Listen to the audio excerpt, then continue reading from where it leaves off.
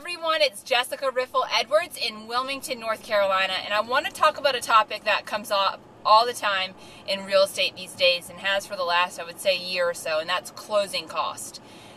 Closing costs you incur when you purchase a house.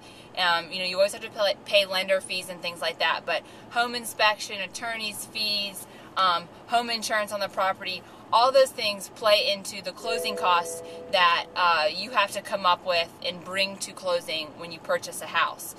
So most loans these days, and the majority of houses that people are purchasing, not all the time, but most of them are, and especially in the Wilmington area, are under $300,000, and a lot of people are getting FHA loans, or a loan where maybe you're only having to put down 3.5%.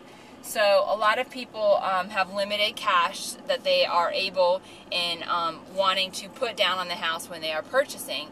And so what can happen is a lot of times when a buyer will make an offer, they will include closing costs and ask the seller to pay some portion of those closing costs. So say you make an offer on a house of you make an offer for $200,000 and you ask the seller to pay $5,000 in closing costs.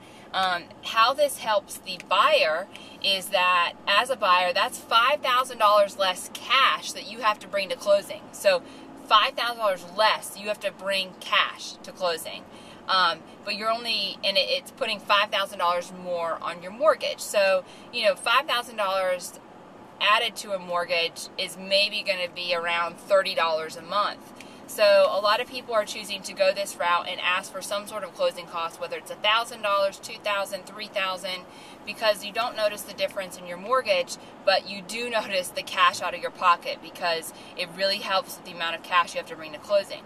Now, where a lot of people get confused on this, and I hear this all the time, this happened today. I have some buyers I'm working with, they made an offer, asked for some closing costs, and the sellers didn't really understand what that means. A lot of sellers, when they see buyers asking for closing costs, think that they're going to have to pay something, that they're going to have to bring that amount, write a check, that they are paying the buyer's closing costs. And in essence, they are, but the way it works is that if you're a seller and you get an offer on your property, again, you get an offer for $200,000 and the buyers are wanting you to pay $5,000 in closing costs, all that means is that's $5,000 less you're going to make on the property. So a good way to look at it for a seller is if you get an offer for that $200,000 with $5,000 in closing costs that the buyer's asking you to pay, basically your offer is for $195,000.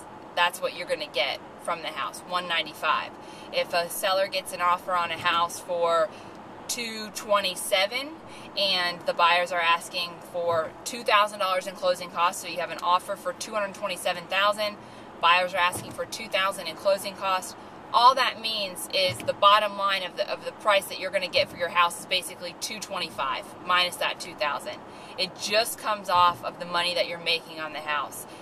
It's not like you have to, write them a check or mail a check to an attorney or anything like that. So that's an easy rule of thumb. A good thing for buyers to think about, definitely ask for closing costs. You're allowed to do it with lenders. Banks approve of that. You can do that. You save yourself a lot of cash if that's something that would help you purchase a home, and maybe you need that extra cash to purchase appliances or furniture once you get in the house. And for sellers, it's really that simple. All you do is take the offer price, subtract out the closing costs, and that's really the price that they're offering for the house. So hopefully I explained that well, and it makes some sense, but this is definitely something that we're seeing all the time, something to be aware of if you are a buyer or a seller. If you have any questions or comments, or you disagree or want more information on this, please feel free to email me at jessicaedwards@seacoastrealty.com. Thanks so much for listening. Have a wonderful day.